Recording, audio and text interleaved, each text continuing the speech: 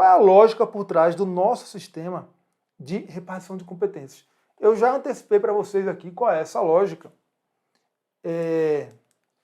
mas vamos recapitular aqui. Olha só, a lógica é que o nosso sistema é norteado por um critério principal, que é o critério da predominância do interesse. Então, em regra, quando determinado tema é de interesse predominante de um determinado ente federativo, esse tema será de competência daquele ente federativo. Né? Você pode esperar que provavelmente a Constituição vai dar a competência para aquele ente federativo. E também existe uma correspondência entre competência legislativa e competência material.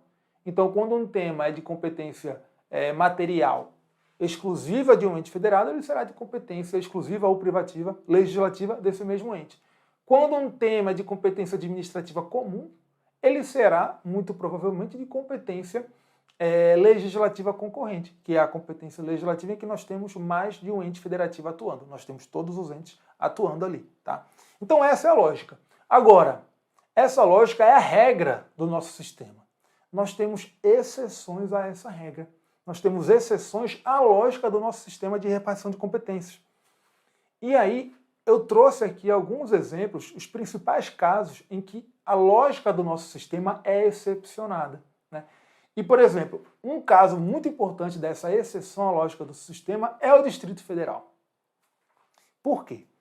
Porque em diversas matérias relacionadas com o Distrito Federal, a Constituição Federal dá a competência para atuar não ao Distrito Federal, mas sim à União. Então perceba, são temas do Distrito Federal, então o interesse predominante ali seria, a princípio, do Distrito Federal, mas a competência para atuar é da União. Por quê? Porque o Distrito Federal, a gente viu na aula passada, ele é um ente federativo com a autonomia parcialmente tutelada pela União, o que significa que em algumas matérias o Distrito Federal recebe ajuda da União. A União se intromete em determinados temas que são do Distrito Federal. Por que isso? Porque o Distrito Federal abriga Brasília, que é a capital federal. Percebe?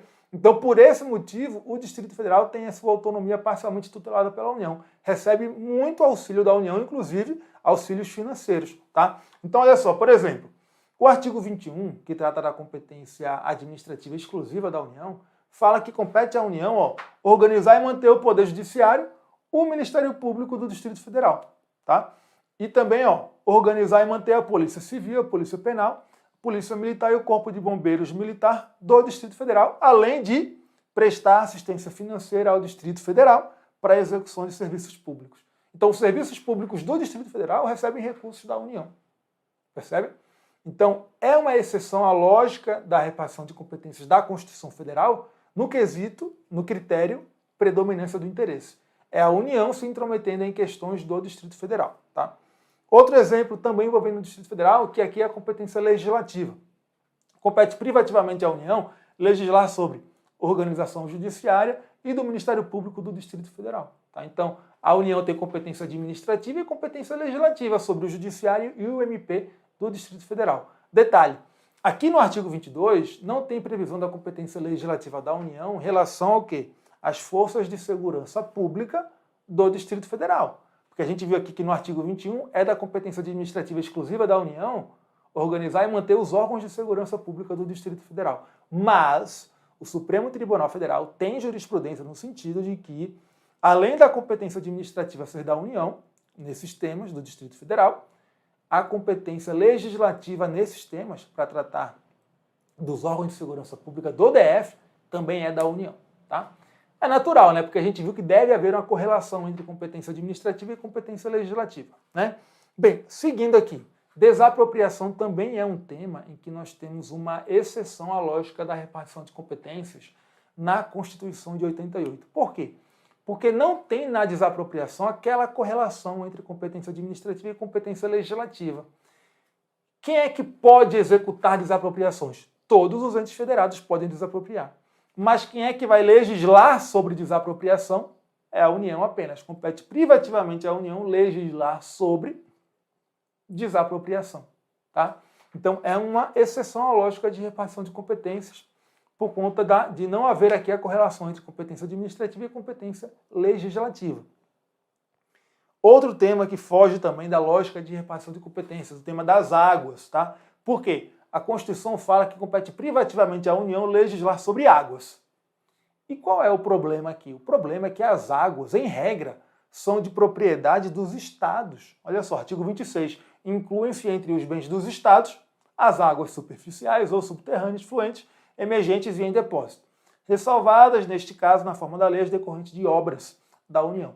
Então, veja, águas são bem dos estados. Então, o interesse predominante nas águas é estadual, não tem dúvida nenhuma. Mas a Constituição deu à União a atribuição de legislar sobre águas, né? Ela, então, aqui deixou de observar a predominância do interesse, certamente porque o Constituinte quis dar para o tema das águas um tratamento uniforme em todo o país. Lembram que a uniformidade do tratamento é um critério de repartição de competências que também é adotado no Brasil? Pois é, foi o caso das águas aqui, mas daí excepcionou o critério da predominância do interesse. E um último caso, que também foge, é uma exceção à lógica do nosso sistema, é a competência para explorar o serviço local de gás canalizado. Olha só, artigo 25, parágrafo 2º, fala que cabe aos estados explorar diretamente ou mediante concessão os serviços locais de gás canalizado na forma da lei, vedada a edição de MP, medida provisória, para a sua regulamentação. Qual é o problema aqui? O problema é que é um serviço local, então, a princípio, teria interesse municipal aí, e o gás é monopólio da União, está lá no artigo 177. Então, ou o interesse aí é do município ou da União, né? Eles têm muito mais interesse do que os estados nesse tema. Mas a Constituição excepcionou o critério da predominância do interesse e deu a competência aqui para os estados. Lembra que eu falei a regra de ouro? Quando um tema é de interesse de um ente federativo, não pode outro ente federativo se intrometer, a menos que a União diga que ele deve se intrometer. Ou seja, a menos que a União dê a competência para o outro ente que não tem um interesse predominante ali. E foi o que aconteceu no serviço local de gás canalizado. A competência é estadual, embora seja um serviço local, portanto, onde tem interesse municipal, né? E embora o gás seja um monopólio da União, né? Então é um tema de interesse da União e dos municípios, mas a competência para explorar esse serviço é estadual, tá?